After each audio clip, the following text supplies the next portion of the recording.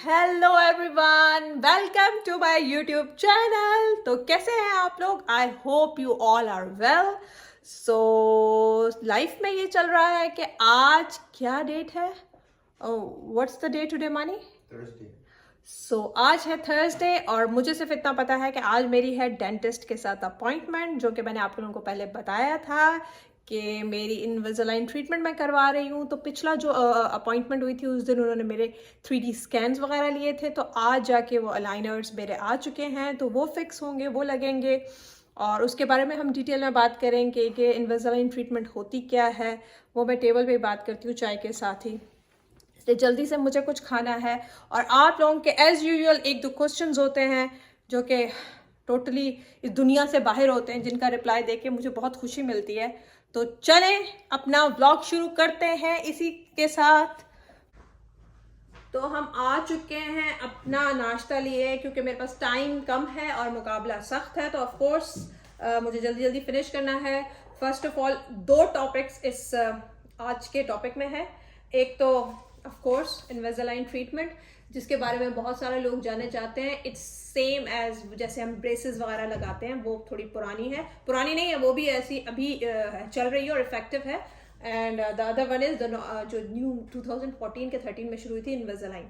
तो मैं ये वो ट्रीटमेंट करा रही हूँ और ये ट्रीटमेंट की जाती है क्या रीजंस हो सकते हैं फॉर ओवर क्राउडिंग, दांत जो एक दूसरे के ऊपर आ जाते हैं, और दूसरा स्पेसिंग के लिए, जब दांतों के बीच में थोड़ी स्पेस हो। मेरा मेन मकसद यही था, क्योंकि मेरे आगे के दो teeth, you can see the frontal जो है ये वाले, तो वो एक दूसरे के ऊपर थे और साइड स्पेसिंग थी। मेरे विजडम टीथ नहीं निकले हुए, है ही नहीं, दिमाग तो है ही नहीं, आप लोगों को पता होना चाहिए। तो उस वजह से मुझे लगा कि मुझे ज़रूरत पड़ी, क्योंकि नीचे मेरी स्पेस आ रही है। सो आई थॉट व्हाई नॉट, अगर है तो यहाँ पे ये treatment, I don't know about other, लेकिन अगर यहाँ पे आप परमानेंट जॉब में हैं और कंपनी के साथ करते हैं काम, तो ये ट्रीटमेंट जो है इंश्योरेंस काफ़ी हद तक आपको कवर करती है। तो मैं आपको अपनी बता देती हूँ कि हमें कितने चार्जेस लगे। टोटल इस पे लिखे हुए हैं। सो ये जो टोटल ट्रीटमेंट है 2996 की है, ऑलमोस्ट $3000 की है। इसमें हमने जो पे किए हैं 986 पे किए हैं। बाकी जो है इंश्योरेंस कवर करती है। हर किसी की इंश्योरेंस डिफरेंट होती है, हर किसी का डिफरेंट होता है कि वो कितने लेवल तक कवर करती है। तो वो उस लेवल पे मैं नहीं जाऊंगी। हर कंपनी की इंश्योरेंस भी डिफरेंट होते हैं, हर किसी का वो डिफरेंट होता है। बट मैं आपको अपना बता रही हूँ कि मुझे ये पूरी ट्रीटमेंट 3000 की पड़ी है। अभी आज जो है, मैंने आपको बताया था पिछली दफ़ा मैं गई थी तो इन्होंने मेरे स्कैन्स लिए थे। आज मेरे अलाइनर्स रेडी हैं, तो इसलिए उन्होंने मुझे बुलाया है कि वो फिक्स करेंगे। और इन्होंने मुझे बताया था कि आपको वो लाइनर्स जो हैं 20 to 23 आवर्स आपको पूरे दिन में पहनने पड़ेंगे। सिर्फ खाने पीने तक आप उतार सकती हैं, बाकी other than that you have to keep wearing them. और बाकी ये कि इनकी ये प्लास्टिक के होते हैं, फ्लेक्सिबल होते हैं, ब्रेसेस की तरह वायर्स, और वो उस तरीके से आपको आयरन अंदर, मतलब लोहा शोहा ऐसा फील नहीं होता, आयरन नहीं होता। तो सीधी सी बात है, उससे चोट लगने का या अंदर आपको सेंसिटिविटी या इरिटेशन ज़्यादा होती है। ये दे आर बेटर, लेकिन वो ज़्यादा मेरे ख्याल में एक्सट्रीम ट्रीटमेंट्स के लिए हैं। They are more applicable for mild to moderate. और किसी ने मुझसे क्वेश्चन किया था कि रिटेनर्स, मैंने सुना है, वो इसका जवाब वैसे मैंने आज जाके अपनी डेंटिस्ट डॉक्टर से बात करूँगी कि रिटेनर्स, अलाइनर्स के बाद मुझे कितना अरसा रिटेनर्स रखने पड़ेंगे नाइट टाइम पे, तो पता चल जाएगा। वो फिर मैं आपको वापसी पे बता दूंगी।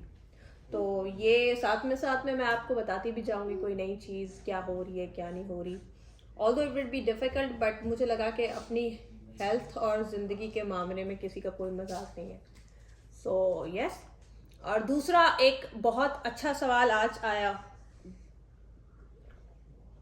यार तुम लोग कभी कभी ऐसे सवाल करते हो कि दिल करता है तुम लोगों को बंदा चूम ले। और मेरा मसला ये है कि जो तुम लोग ऐसे सवाल करते हो ना, तो सवाल का जवाब देने के बजाय मेरे दिमाग में हजारों सवाल जो है ना जाग जाते हैं। अब सवाल क्वेश्चन ये है कि पहले तो आपने लिखा है oh I hope your my question didn't bother you. Yes, it bothered me at every level. मतलब या तो आई डोंट नो ये आपके दिमाग किस पे काम करते हैं, किस साइंस पे काम करते हैं, किस लॉजिक पे काम करते हैं, अल्लाह ही जाने। कोई लॉजिक, कोई साइंस, कोई टेक्नोलॉजी तो है ही नहीं ना, क्योंकि आपको पता है जिस तरह के आप लोग सवाल करते हैं वो आप ही जानते हैं, और आप लोग उससे एक्सपीरियंस करते हैं, आपने जिंदगी में वो चीजें देखी होती है वही आपका बताते हैं। क्वेश्चन ये था कि are your sons your step sons, and because आप you don't talk that much about them, and the way you love your daughter और जो इंजॉय आप अपनी डॉटर के साथ करती है वो उनके साथ नहीं करती, मतलब जो मोहब्बत करती हैं तो वो उनके साथ नहीं करती। मेरा स्टेपसन पीछे खड़ा हुआ है और वो हंस रहा है। मास उधर चले जाओ, उधर चले जाओ, मुझे इनको समझाना है, इनको तालीमें बालगा देनी है, इनको सेंस नहीं है, इनका दिमाग नहीं चलता, तुम लोगों को पता नहीं है। चलो तुम लोगों को समझ नहीं आएगी, ये उर्दू के बड़े खालिस अल्फाज में इनकी वो करनी पड़ती है, वरना इन लोगों का दिमाग जो है ना स्टॉप हो जाता है।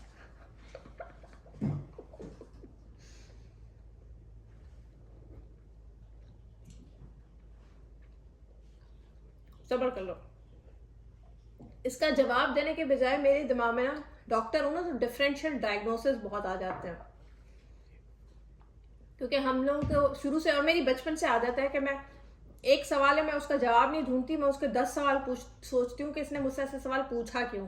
दिमाग मेरा टेढ़ा जो काम करता है, टेढ़े दिमाग वाले लोग कम लोग होंगे।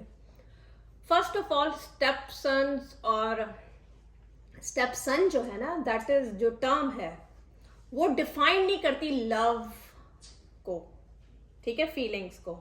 It's just the name of relation, like I am Bilal's wife या कोई मदर है, it's just the name of relation. ये हम लोगों ने ही अपने कल्चर को इस टर्म के साथ नफरत वो जोड़ी है। ऑल्दो मैं इसके उल्टा सोचती हूँ। मुझे लगता है कि जब आप कोई बच्चा अडॉप्ट करते हैं या वो आपके पेट से नहीं निकला होता, आपने उसको बर्थ नहीं दी होती, उसकी आपके ऊपर एडेड रिस्पॉन्सिबिलिटीज होती हैं।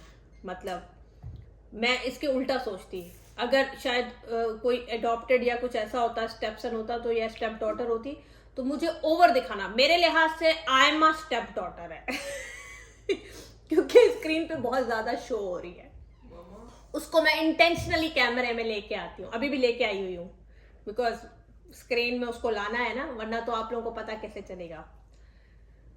तो ये चीज जो है ना, और ये इतनी मतलब बहुत लेवल पे ऊपर चली गई है, स्पेशली ना कंट्री जहाँ पे इस रिलेशन को बहुत बुरी नज़र से देखता हो, लोग अडॉप्ट नहीं करते, मतलब लोग बेचारे यतीम हैं, ऑर्फन बच्चे हैं, and just because of this thinking हमारे जो दिमाग में चल रही होती है ना, कि हम लोग ना एक टर्म के पीछे ना इतनी नफरतें, इतना वो दगा देते हैं कि उसका कोई रीज़न होना नहीं चाहिए। सॉरी, मुझे ब्रेक लेनी पड़ी। So yes, we were discussing about कि मतलब इस तरह के सवाल करते हुए आप लोगों के लॉजिक में क्या आता है, क्या सोचते हैं, क्या नहीं करते हैं, क्योंकि ये बहुत बड़ा टॉपिक है और इस चीज़ को बहुत ज़्यादा फीलिंग्स, इमोशंस कवर होती हैं इसमें। क्योंकि मेरी एक फ्रेंड थी गोरी, तो उसका एक अपना बच्चा था अपना, तो वो सेकंड उनसे हो नहीं रहा था, कंसीव नहीं कर पा रहे थे, आईवीएफ भी फेल हो रहा था, तो उन्होंने अडॉप्शन की तरफ गए और वो देवर इन प्रोसेस। और मेरी उससे मुलाकात हुई तो मैंने उससे पूछा ये सवाल कि डू यू थिंक कि तुम आगे जाके अपने बच्चे और उसमें इक्वली उनको रख सकोगी और जस्टिफाई कर सकोगी? तो उसने जवाब देने के बजाय पहले शी स्टार्टेड क्राइंग, उसके आंखों में से आंसू आ गए। सो मैंने कहा जस्ट डोंट रिप्लाई इट। मैंने अपनी बेवकूफ़ी से ये सवाल किया था, बिकॉज मेरा जो बैकग्राउंड है, जो हमारी सोच है, जिस समझ में हम रहते हैं, हम वही अपने आगे बता देते हैं। बट किसी भी रिलेशन की टर्म से आप उसके प्यार को, इमोशंस को डिफाइन नहीं कर सकते, first of all. So I feel sorry for those parents जो बेचारे उस सिचुएशन में हैं, जहाँ पे, क्योंकि लाइफ में अच्छा बुरा हर किसी के साथ होता है, किसी की वाइफ की डेथ हो जाती है, किसी की शादी नहीं चलती, तो there are families in our society who are having this issue, जिनके स्टेप किड्स भी साथ रहते हैं, उनके अपने किड्स भी साथ रहते हैं, and just because of the social pressure and cultural pressure उन लोगों को या तो वो अच्छे बनने से रोकती हैं, या फिर वो अच्छे होते भी हैं तो उनको बुरा सुनना पड़ता है। मतलब एक बंदा, एक स्टेप मदर है और वो आई है, वो इस इंटेंशन के साथ उसने शादी की है, जैसे आंच ड्रामा था, बहुत पुराना और बहुत अच्छा इन्होंने कवर किया था, शगुफ्ता इजाज आती है और किस तरीके से वो कन्वर्ट होती है। तो हमारी ही लाइफ में हर फैमिलीज ऐसी हैं जिनके साथ ऐसे सिचुएशंस होते हैं, but just because of this thinking हम लोग उनको अच्छा करने नहीं देते, रादर हमें ये चीजें अप्रिशिएट करनी चाहिए, इन टर्म्स के साथ अच्छा ही लगानी चाहिए कि लोग इसको पॉजिटिव वे में लें और अपने साथ जो है अच्छी चीजें लाएं। लेकिन हम लोगों ने अच्छी चीज तो कुछ करनी नहीं है ना, समझनी भी नहीं है, तो never attach feelings love with this thing. और दूसरा आपका ये था कि I don't talk about them, तो मेरी जान, मैं आयमा के बारे में भी नहीं बात करती। मेरा कैमरा जैसे ही स्टार्ट होता है ना, वो खुद से आ जाती हैं।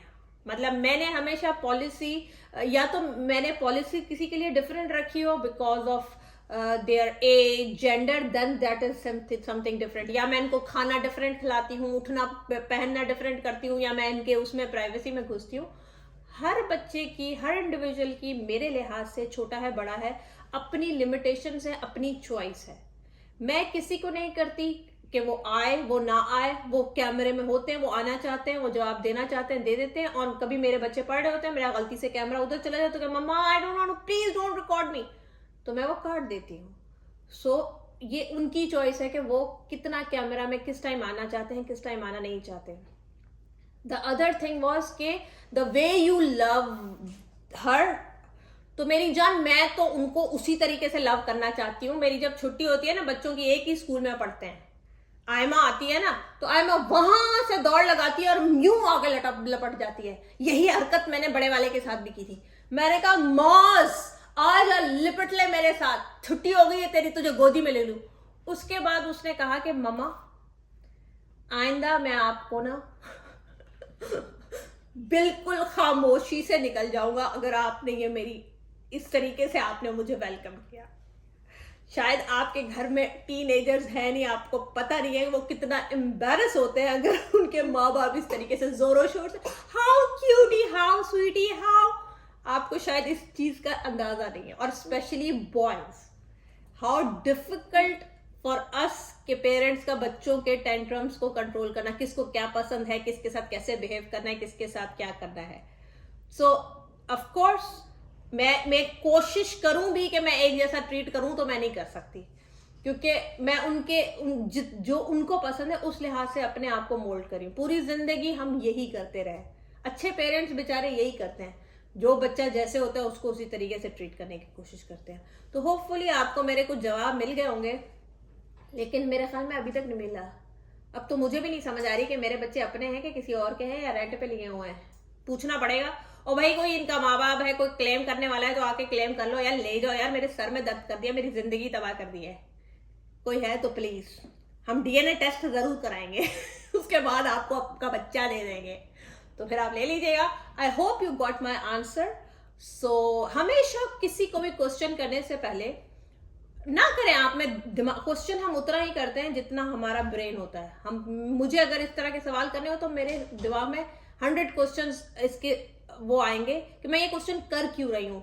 शायद मेरा बैकग्राउंड ऐसा है कि हमें पढ़ाया ऐसा गया है, but it's okay, you guys can ask me and I hope आपको आपका जवाब मिल गया होगा।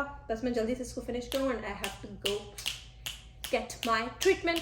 सो आप चले मेरे साथ। के मैंने आपको लाइट मोड में ही जवाब दिया। मेरा आंसर मैं आपको सिंपल भी दे सकती थी, लेकिन ये सवाल इतनी लेवल तक बुरा है कि जस्ट इस सवाल के पीछे हमारी सोसाइटी में ऐसे बहुत सारे लोग हैं जिनके बेचारों के स्पाउस की डेथ हो चुकी होती है, डिवोर्स से गुजर रहे होते हैं केसेस, वो दोबारा रीमैरी नहीं करते just because of this thing in their mind कि क्या उनका स्टेप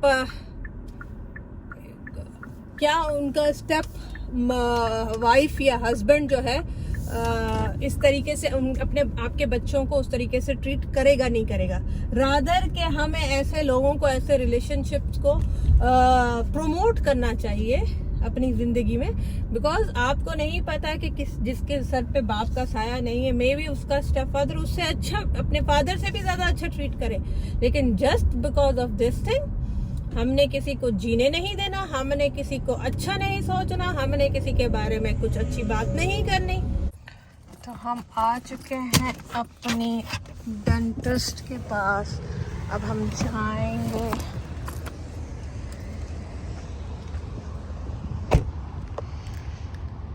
गाड़ी को करें अनलॉक, चाबी रखें अंदर, तो चले, तो let's go. We will. You have to message me as well. Yeah, oh, we will. You know Don't that. worry. You are not going to leave me alone. No, we will not. We will be like hounding you as it gets closer and closer. It'll be more.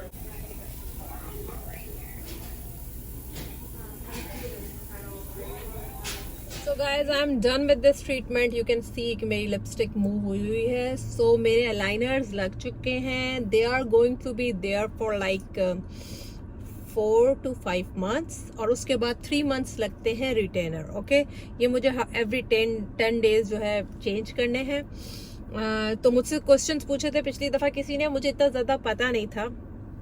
अब I have the full information कि ये यहाँ पे मतलब 140 days तक ये लगेंगे aligners, जो कि अभी मेरे मुंह के अंदर हैं, और ये मैंने खाते वक्त जो है इनको बाहर निकालना है, और स्पेशली क्लीन करते वक्त, और ड्रिंक मतलब जब आप चाय वगैरह पी रहे हैं, वैसे they have to be there for at least 22 hours. So you can imagine के पूरा दिन पहने, प्लास्टिक के हैं, फ्लेक्सिबल हैं, इतनी परेशानी नहीं है, इतना पेन नहीं है, दे आर गुड। बस इसकी सफाई का ख्याल रखना है, बिकॉज अगर आपने सफाई नहीं रखी तो आप इन्फेक्शन और कैविटीज़ और उनका होने का ख़तरा है। इसके अलावा जो क्वेश्चन आया था मुझे रिटेनर्स का, सो यस 3 मंथ्स इसके बाद जब ये हो जाएंगे, you can count like 140 days के बाद 3 मंथ्स के लिए रिटेनर्स लगेंगे। रिटेनर्स भी मुझे इसी तरीके से 22 आवर्स पहनने हैं फॉर 3 मंथ्स। और उसके बाद मुझे डॉक्टर ने एक नई बात बताई जो कि मुझे पता नहीं थी, मैं आपको बता दूं। उसने कहा है कि रिटेनर्स आपको लाइफ टाइम के लिए रात को पहनने पड़ेंगे, क्योंकि अगर आप नहीं पहनेंगी तो वो स्पेसिंग आ जाएगी, बट दे आर कंफर्टेबल। हम वो कहते हैं, हम सारे पहनते हैं, it's not a big deal, आदत हो जाती है। और रादर के वो आपकी ग्राइंडिंग और आप जो दांतों के साथ करते रहते हैं वो आपको क्लेंच करने से और ग्राइंडिंग और इससे रोकता है, तो it's better. It's a painless procedure, कोई मुझे पेन नहीं हुआ, कोई एनेस्थीसिया कुछ नहीं होता। हल्की सी ग्लू लगा के यहाँ पे पॉइंट्स लगाते हैं और उसके ऊपर आपने ये पहनने होते हैं। पहनना उतारना is very easy. If somebody is looking for this Invisalign treatment, so yeah you should go for it. But अब ये है कि केस ये इन्होंने दे दिए हैं, अब वो एक छोटा सा ज्वेलरी का जिसका मैक का डब्बा होता है वो हमेशा रखना पड़ेगा साथ के। कहीं खा रहे हैं, कहीं आ रहे हैं, तो खाने से पहले आपको निकालने पड़ेंगे। बट ज़रूर कराएं, अच्छी ट्रीटमेंट है। अब बस मैं निकलूं, बच्चों का खाना लूं और I have to go home. So आज का व्लॉग जो है इस पे कंप्लीट करते हैं। कि और कोई इसके बारे में क्वेश्चन हो तो आप ज़रूर मुझसे पूछिएगा। Hopefully I have answered all, मतलब जिसने जो मुझसे किसी ने पूछा था। पहले मुझे इतनी इन्फॉर्मेशन नहीं थी, अभी फुल मेरे पास इन्फॉर्मेशन है कि इस तरह के अभी मुझे 7 सेट्स दिए गए हैं, वो मुझे 10 डेज के बाद मुझे आगे जाना पड़ेगा। सब नंबर डिफाइंड है, everything is clear and I am done. So बस मैं निकलती हूँ, बंद करती हूँ इसको, खाना लेती हूँ, परचेज करूँ बच्चों के लिए, और then I am going back to home. Take care, bye bye. आज का ब्लॉग इतना ही, अपना ख्याल रखिए।